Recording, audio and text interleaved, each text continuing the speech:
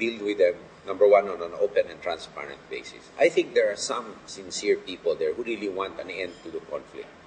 But based on studying what has happened in the past with past peace agreements with the NPA, CPP-NPA, with the MNLF and other groups with the CPLA, we cannot rely on peace agreements to have lasting peace.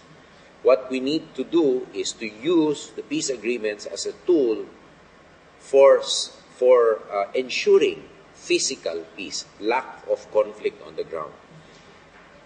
Meaning to say that we cannot use this as a substitute for central government presence, as a deterrent to the group that wants to break away from what was talked about and agreed upon, or from other groups forming. Because we saw this with the MNLF. We have a comprehensive peace accord, then we have the MILF.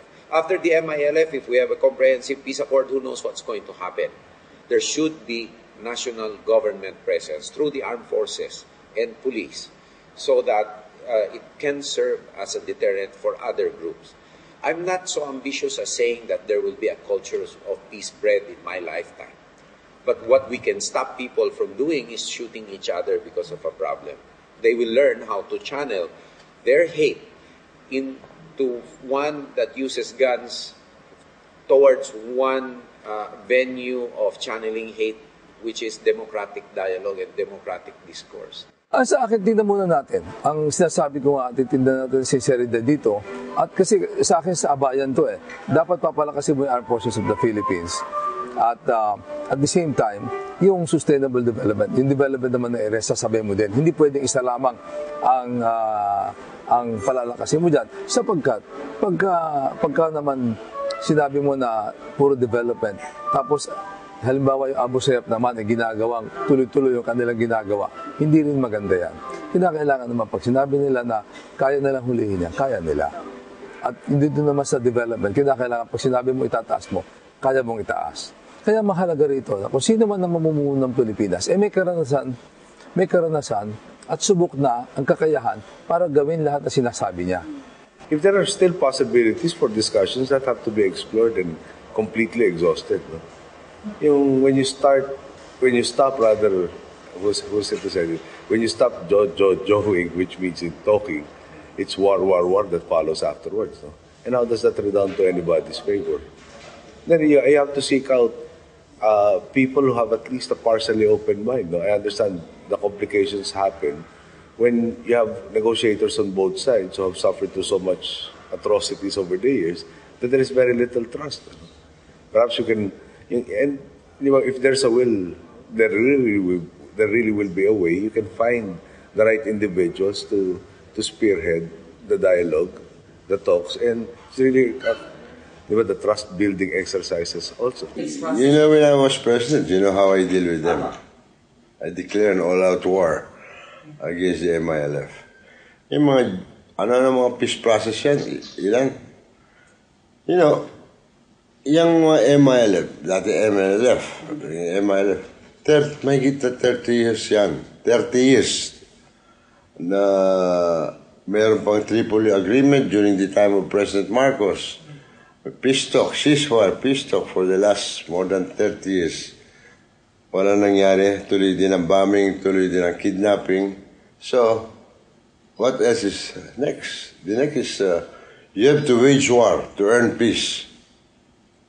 And if ever the government negotiate again, I would say that the government should negotiate in a position of strength. What kind of government do we have if we cannot impose our own laws in our own land? The most important thing, for example, on the Muslim side, is to ensure that there's adequate consultation between MILF, ARM, and MNLF.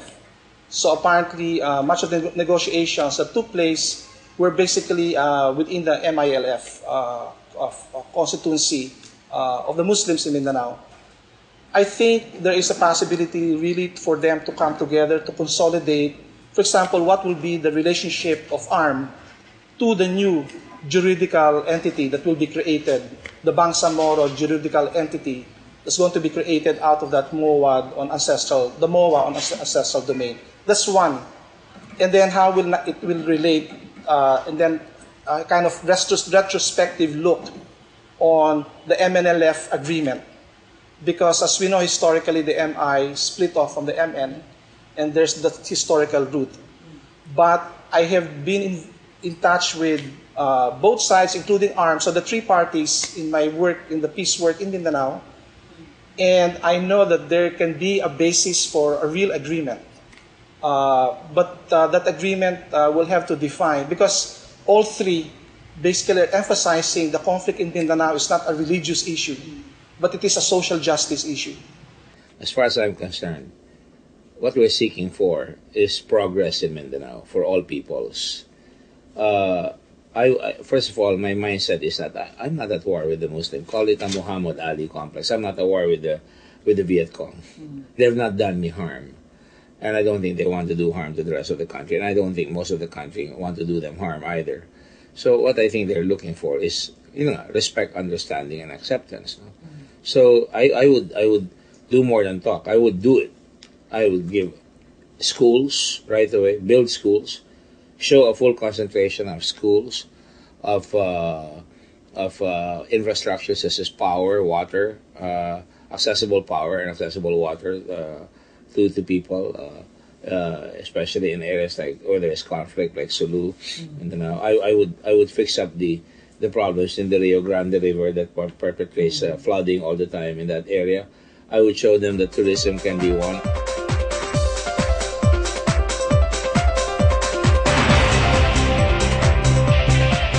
Well, the evacuees, if it is safe for them to return to their villages, which it is now because there's a suspension of military operations in central Mindanao, and we're very thankful that it is holding.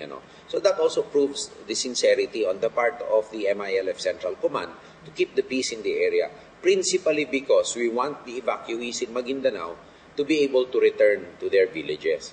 There are two cases there. One is there's an actual fear of returning.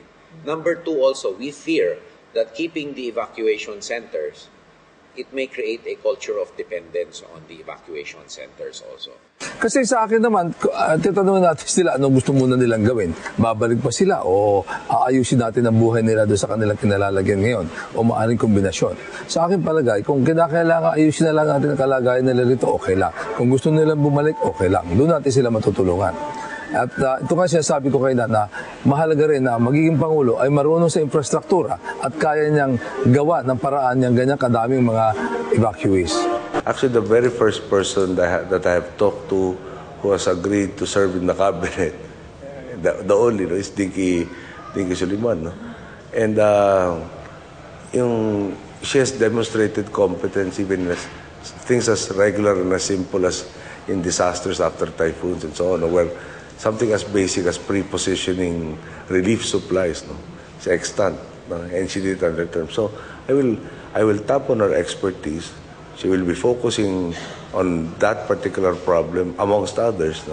Kasi the others naman are seasonal in effect, but that which is persistent already will merit a high priority.